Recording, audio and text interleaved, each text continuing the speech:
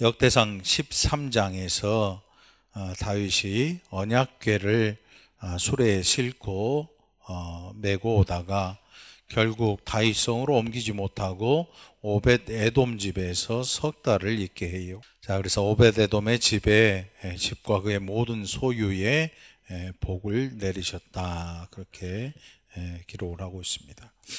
사무엘 상에도 또 열왕기서에도 이 내용들이 기록되고 있어요. 그런데 우리가 알듯이 역대기는 특별히 포로기에서 돌아온 이스라엘 백성들을 위해서 기록한 내용이기에 역대기의 기록은 다른 열왕기상이나 열왕기서나 사무엘서에 나온 기록과 다소 차이가 있는 것을 보게 돼요.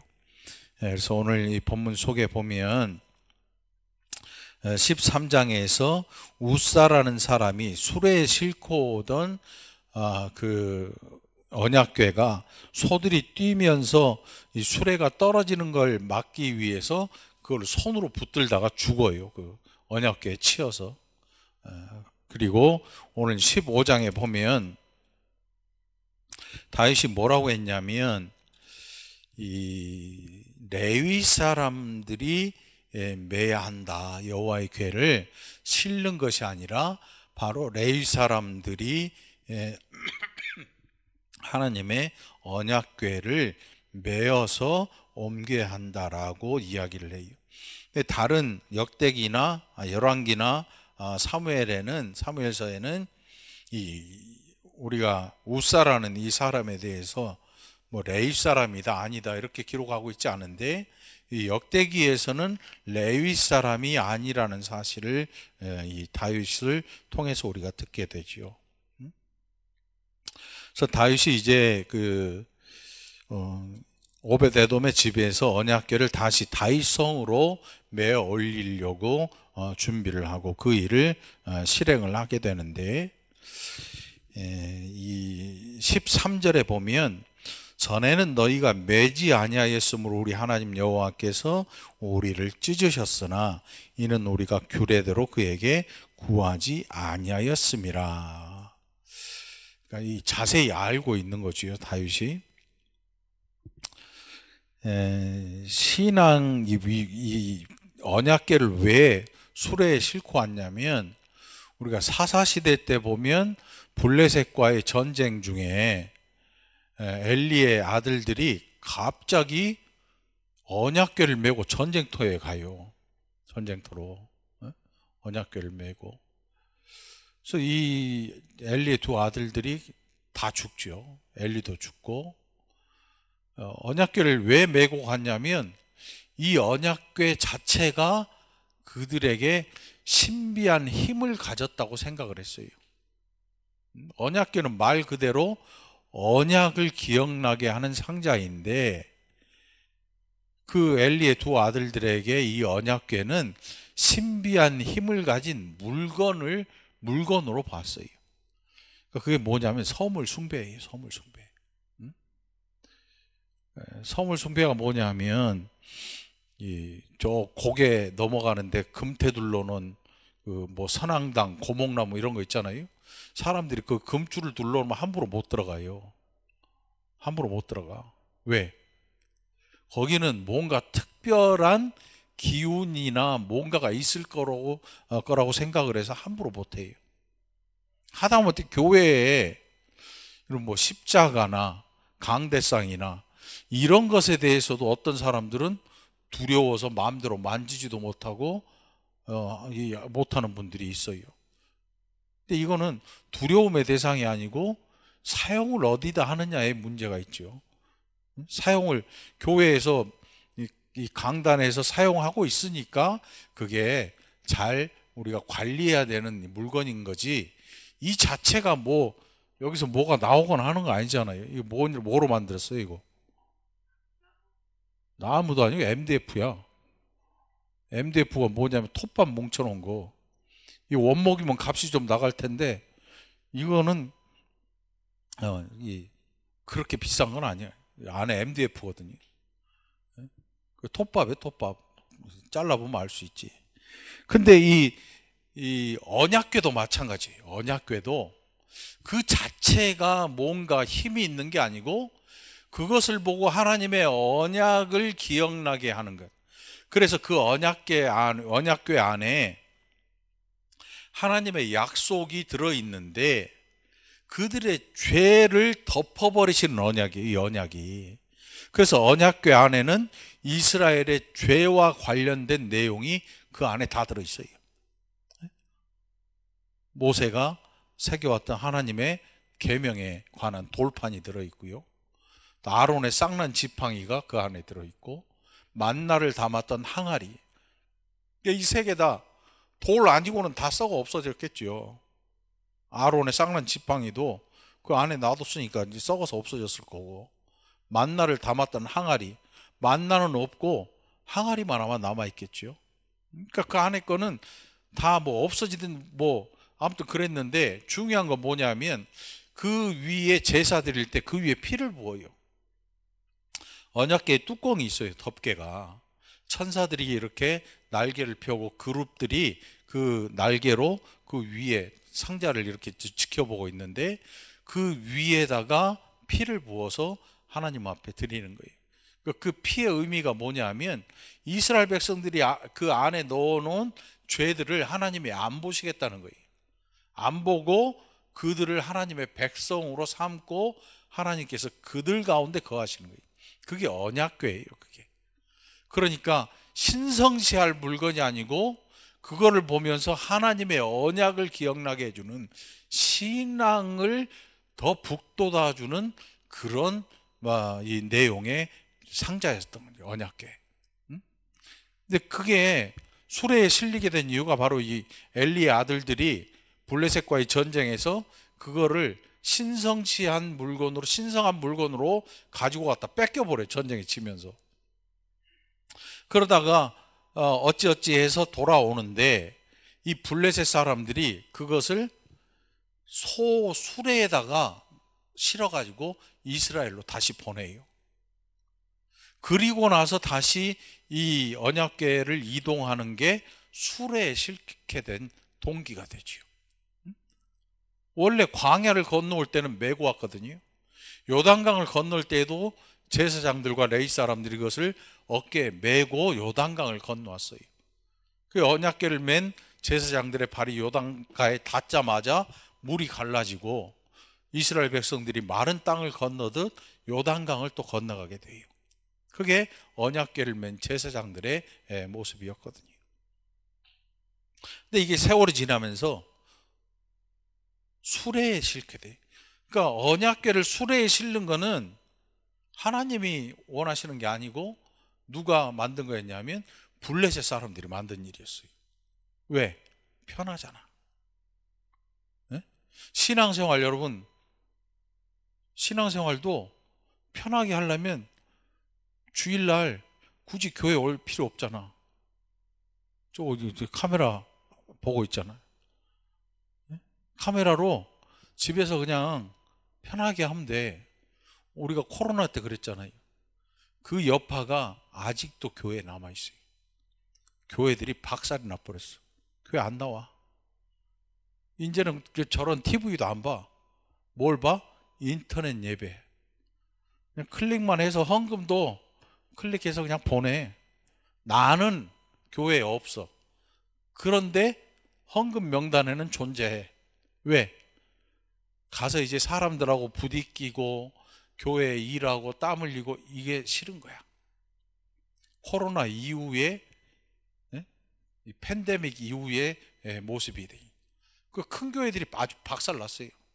엄청나게 많은 사람들이 빠져나가. 빠져나가. 그 헌금은 들어와. 왜? 찜찜하니까. 교회는 안 나가는데 예배는 드려, 인터넷으로. 그리고 헌금은 해. 그것도 안 하면 찜찜하니까. 그러니까 사람이 사라지는 거예요. 사람이 편하게 하는 거죠. 그러니까 우리가 편하게 신앙생활 하려면 점점 편해지면 결국 어디까지 가냐면 몰아서 드리겠지. 한 달 그냥 마음대로 놀러 다니다가 어느 한 날 잡아가지고 예배 4번 이렇게 있는 거예요. 설교만 들으면 되는 거니까. 스스로 그것을 결정하는 거예요. 스스로 위로받고. 신앙생활은 그렇게 하는 게 아니잖아요. 신앙생활은 그렇게 했다가 망하는 거죠. 그게 블레셋 사람들이 만든 거였어요. 술에다 싣고 편하게 가는 것. 근데 이스라엘 사람들이 그걸 따라해. 근데 이스라엘 사람들은 블레셋 사람들이 한 행위를 보고 따라하면 안 되는 존재들이야. 왜? 그들에게는 율법이 있거든. 그리고 이 언약궤가 어떻게 움직이는지를 그들은 알고 있어. 그래서 언약궤는 긴 막대기 채가 있어가지고 고리 4개에 양쪽에서 끼워서 메고 가야 이 언약궤가 이동하는 방법이, 이 외에는 방법이 없어. 그래서 이 언약궤가 이동하는 것은 신속하게 이동하려고 만든 게 아니야. 신속하게 이동하려면 술에다 싣고 다니겠죠. 뭐 차에다 싣고. 우리 장로님, 박 장로님 차 썬팅하는데 얼마 줬다고? 14만 원. 싸게 잘했네. 아내가 안 보여. 봉고차 아내가 안 보여. 썬팅이 한 차에다 싣고 다니면 얼마나 좋아. 언약궤 편하잖아요. 신속하게 이동해서. 그런데 언약궤는 신속한 이동이 목적이 아닌 거예요. 모든 백성들이 볼 수 있도록 어깨에 메고 불편함을 감수하고 포장길, 비포장길, 울퉁불퉁 모래길, 숲길, 사막길, 이거 관련 없어요. 중요한 거는 이것이 백성의 눈에 보이도록 나타나야 되는 거죠. 이게 언약궤가 가진 목적이었어요. 하나님께서 그 언약궤를 통해서 하나님의 언약을 기억나게 하시는 거였어요. 응? 기억나게. 그거를 다윗이 깨달아 알게 돼요. 그냥 편하게 수레에 갖고 오면 금방 들여다 갖다 놓을 줄 알았어. 그런데 안 돼. 왜? 이거는 편하려고 하는 일이 아니거든요. 그리고 나서 다윗이 알게 되지요. 레위 사람 외에는 하나님의 궤를 맬 수 없다. 이는 여호와께서 그들을 택하사 여호와의 궤를 메고 영원히 그를 섬기게 하셨기 때문이다. 이렇게 이야기를 해요. 자, 그리고 13절에 보니까 전에는 너희가 매지 아니하였으므로 우리 하나님 여호와께서 우리를 찢으셨다. 이는 우리가 규례대로 그에게 구하지 아니하였기 때문이다. 사람이 뭔 얘기를 하면 알아들으면 참 좋죠. 알아들으면. 사람이 이렇게 성경이 우리에게 뭐라고 하면 알아들으면 참 좋은데 그렇지 않은 사람들이 있어요. 그게 뭐냐면 자기의 생각이 확고한 사람들. 이게 우리가 하나님 앞에 예배하는 거, 하나님의 음성을 들을 수 있는 이유는 뭐냐면 우리 자신을 먼저 내려놓기 때문에 가능한 일인 거예요. 우리가 하나님의 말씀이, 성경이 우리에게 말씀하실 때 아멘 할 수 있는 이유는 뭐냐면 내가 고집스럽게 내 것을 가지고 있지 않고 이것을 옆에 내려놨기 때문에 가능한 일인 거예요. 이 성경에 대해서 선입견을 갖고 있는 사람들은요, 성경을 절대 안 믿죠.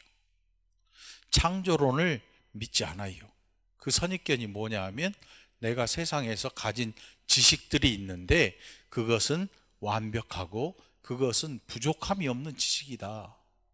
그 세상에서 말하는 이 모든 물질이 생겨난, 이 생물이 생겨난 그 방법은 진화론이잖아요. 진화.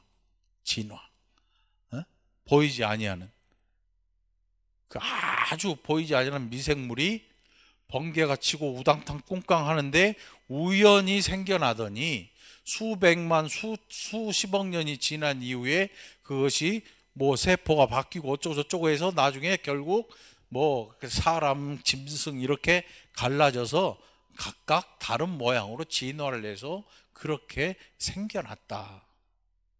그게 확고하다고 믿는 사람에게 하나님이 사람을 지으셨고 하나님이 모든 우주 만물들을 지으셨다. 하나님이 우주를 창조하셨다. 이게 믿어지겠냐고 생각을 해봐. 절대 안 믿어지지. 절대 안 믿어져. 과학을 신뢰하는 사람들에게 야, 언약궤는 메고 다녀야 돼. 왜? 왜? 이거는 그렇게 만들어진 거거든. 너 바보 아니냐? 언약궤는 처음에는 매게 됐을지 몰라도 시대가 발달할수록 이제 좀 편하게 갖고 다녀야 되지 않겠느냐. 차에다 싣기도 하고 자체에 바퀴를 붙이든지 아니면 리모컨으로 조정을 해서 갖고 다니든지 비행기로 신속하게 옮겨가든지 이게 낫지 않겠느냐 라고 말할 수 있는 거지요. 자기가 가진 것들을 내려놓지 않으면 하나님의 말씀은 우리 안에 거하지 못해요. 들여놓을 수가 없어.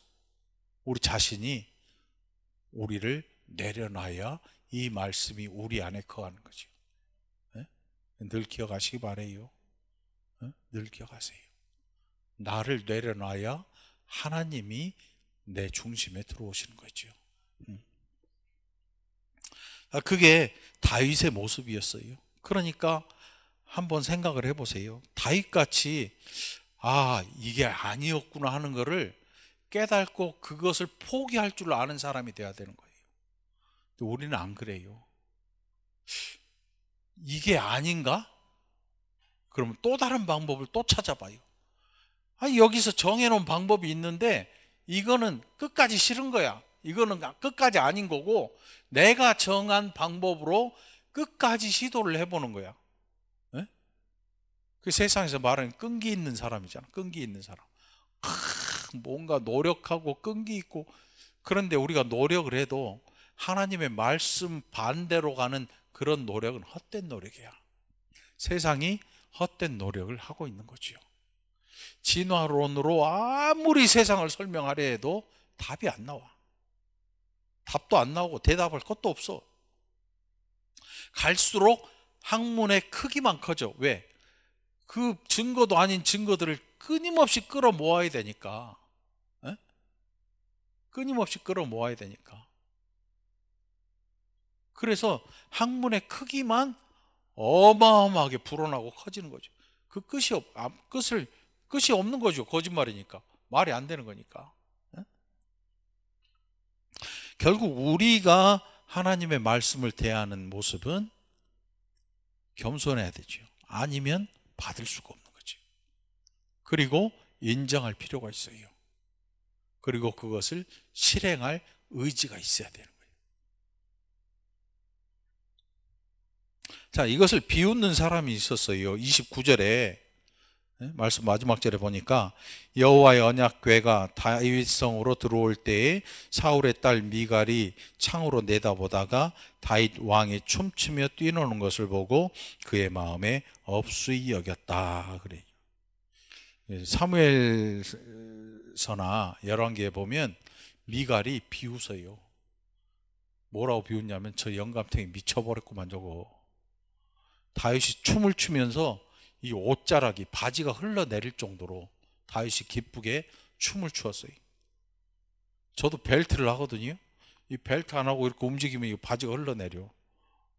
밭에서 이렇게 이 관리기로 밭 갈다 보면 바지가 엉덩이쯤 내려가 있더라고. 그래서 멜빵을 해. 안 내려가게. 안 하면 안 되거든. 그 다윗이 이 얼마나 기쁘게 춤을 추었던지 춤을 추는 도중에 이 바지가 흘러내리는 것을 인지하지 못할 정도로 그렇게 다윗이 너무나 좋아서 춤을 췄어요. 근데 그것을 사울의 딸 미갈이 보고 마음에 비웃었어요. 저 영감탱이 왜 저러나 저거. 미쳤나. 실제로 아주 신랄하게 비웃어요. 아주 기가 막히게 정말. 다윗이 그걸 봐요. 알아요. 그리고 나서 사울의 딸 미갈을 더 이상 찾지 않고 미갈에게 자녀가 없어요. 다윗이 안 찾아가니까 자녀가 생기면 이상한 거죠. 그래서 사울의 딸 미갈이 그렇게 삶을 마감해요.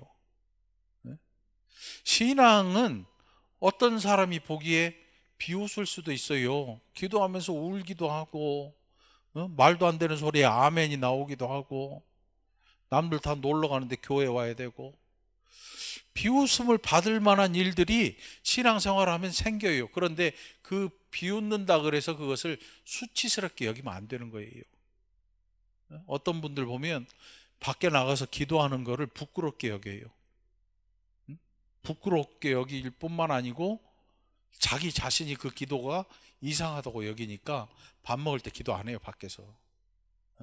혼자만 마음으로 한다 그러죠. 근데 그게 아니거든요. 우리가 하나님 앞에 이 식사 전에 기도하는 거는 감사의 기도잖아요. 감사의 기도. 마음으로 하면 좋겠지만 두 눈 감고 머리 숙여서 감사하는 것이야말로 우리 자신이 실제로 하나님 앞에 감사하는 모습을 갖다 드리는 거지요. 우리가 이렇게 하나님을 의지하고 삽니다라고 고백하는 내용인데 그거를 수치스러워하고 부끄러워할 필요가 없는 건데, 마치 사울의 딸 미갈이 다윗을 이렇게 비꼬고 하찮게 여기는 이런 세상의 눈을 의식해서 그거를 포기하면 안 되는 거죠. 어느 곳에 가든지 기도하는 모습 가지시기 바라요. 자, 결국 하나님께서 원하시는 것은 언약궤를 메고 그리고 옮겨라는 거예요. 이게 큰 주문이 아니에요. 언약궤를 메고 뭘 금덩어리를 갖다가 갖고 바치고 이런 내용이 아니고, 언약궤를 내가 명령한 대로 가지고 가라. 그러면 복이 있을 것이다. 다윗 왕국이 번성하게 된 계기가 다윗의 신앙이었어요. 다윗의 뭐 나라를 위한 뭐 이런 게 아니었고, 다윗의 믿음 하나 보고 하나님께서 다윗과의 언약을 가지세요. 언약을 맺으셔요. 그걸 다윗 언약이라고 그러거든요. 얼마나 기가 막혀요. 신앙 하나로 나라를 이루어가는 거죠. 다윗이 언제 나라를 이룰 수 있는 힘이 있는 그런 존재가 아니었어요. 하나님께서 다윗을 택하시고 그것이 다윗의 믿음을 보고 그 나라를 더 크게 만드시고 든든하게 만들어 가시는 거예요. 여러분, 내 가정 역시도 하나님이 이루어 가십니다. 하나님께서 이루어 가실 뿐만 아니고 하나님의 뜻대로 그 가정을 이끌어 가셔요. 우리가 할 일은 거기에 순종하는 거죠. 그 뜻을 알고 순종하는 것, 그것이 하나님 앞에 영광을 돌리는 일인 줄 믿습니다. 기도합시다. 하나님 아버지, 감사합니다. 우리가 사는 내내 얼마나 어리석은 일들을 알지 못하고 하는지, 옳다고 생각하는 일들이 때로 하나님 앞에 얼마나 배은망덕한 일인지, 불신앙의 일인지, 하나님 이렇게 어리석고 교만한 우리를 불쌍히 여기시고 이제 하나님의 말씀 가운데로 이끄셔서 하나님의 뜻 알게 하시고 그 뜻 따라 살아가는, 때로는 미련해 보이는 백성이 되게 하여 주옵소서. 그 백성 하나님이 심히 사랑하셔서 그 나라를 강대하게 하시고 그 나라를 통해서 영광을 받으심 같이 사랑하는 백성들의 가정과 사랑하는 백성들의 신앙을 통해서 하나님 영광 받아 주옵소서. 감사드리옵고 예수님 이름으로 축복하며 기도합나이다. 아멘.